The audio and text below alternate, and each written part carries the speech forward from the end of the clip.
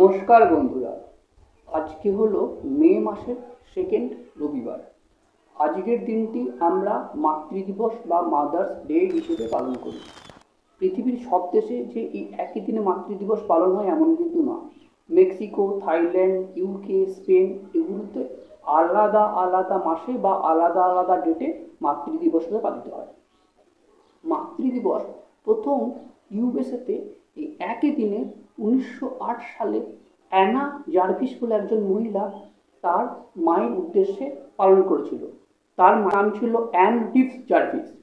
1914 সালে US president Wilson এই ডেটটিকে officially ঘোষণা করে। এই বিষয়ে একটি কথা বলি, অ্যানা জার্ভিস যিনি কিনা মাতৃদিবসের সূচনা করেছিলেন, তিনি তার শেষ জীবনে মাতৃদিবস পালন নিয়ে একটু বীতশ্রদ্ধই ছিলেন। তার কারণ এই মাতৃদিবস দিনে দিনে খুব বেশি কমার্শিয়ালাইজড হয়ে যায়। যদিও মজার বিষয় হলো, উনি যখন মারা গেছিলেন তখন সমস্ত খরচ সেখানকার ফুল এবং গ্রিটিংস কার্ড কোম্পানি বহন করেছিল। আর একটা মজার কথা বলে রাখি, অ্যানসিয়েন্ট গ্রিকে রেস বলে একজন গড আছে, তাকে বলা হয় মাদার অফ গডেস। আর আমাদের হিন্দু ধর্মে দেবী দুর্গাকেও আমরা মাতৃরূপে পুজো করি। এই দুজন দেবীরই বাহন কিন্তু সিংহ। ভালো থাকবেন।